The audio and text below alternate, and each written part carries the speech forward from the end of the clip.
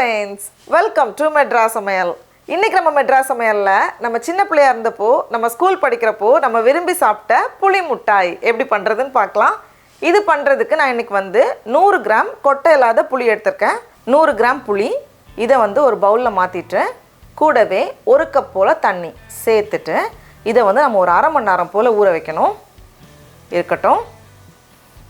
இப்போ புளி நல்லா ஊறி இருக்கு.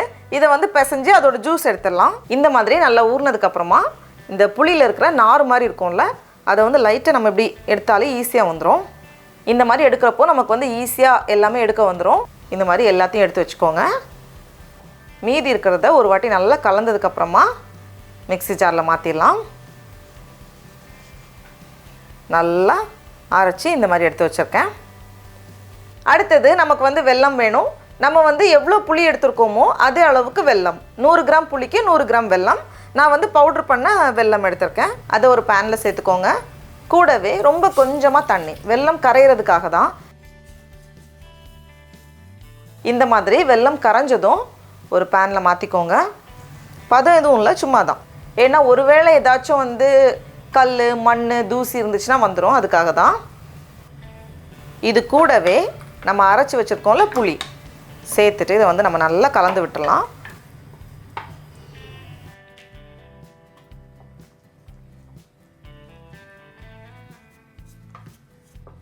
இப்போ இதை நல்லா கலந்து விட்டதுக்கப்புறமா இதில் 1/4 அரை டீஸ்பூன் போல் மிளகாய்த்தூள், நம்மளோட காரத்துக்கு ஏற்ப, ரொம்ப வேண்டாம். கூடவே அரை டீஸ்பூன் உப்பு, இல்லை தேவைக்கேற்ப சேர்த்துட்டு இதை நம்ம நல்லா கலந்து விடணும்.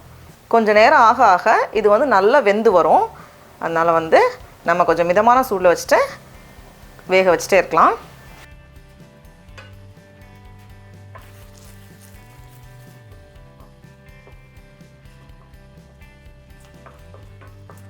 கொஞ்சம் டைம் ஆக ஆக நல்லா கெட்டியாக வரும். இப்போவே கொஞ்சம் கெட்டியாக ஆரம்பிச்சிருக்கேன் பாருங்கள். கொஞ்சம் அந்த அல்வா மாதிரி வந்திருக்கு. ஆனால் இன்னும் கொஞ்சம் நேரம் கூட நம்ம வேக வைக்கணும். இப்போ பார்த்தோம் அப்படின்னா தண்ணி எதுவுமே இல்லாமல் ரொம்ப நல்லா கெட்டியாக வந்திருக்கு. நமக்கு பார்த்தாலே தெரியும்.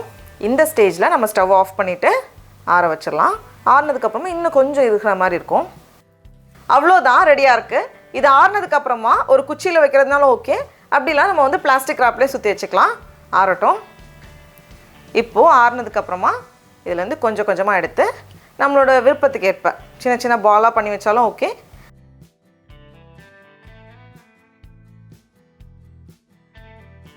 நான் இந்த மாதிரி கவரில் சுற்றி வைக்கிறேன்.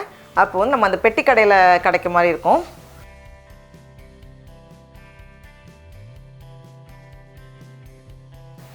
அவ்வளோதான்.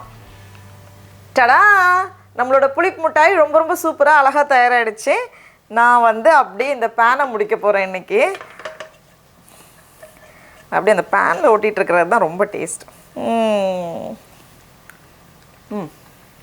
ரொம்ப ரொம்ப சூப்பராக இருக்குது. நீங்களும் கண்டிப்பாக அந்த ரெசிபியை வீட்டில் செஞ்சு பாருங்கள். உங்களுக்கு இந்த வீடியோ பிடிச்சிருந்துச்சுன்னா மெட்ராஸ் சமையலுக்கு சப்ஸ்கிரைப் பண்ணுங்கள். நாவின் சுவை எறும்புகள் மலரட்டும்.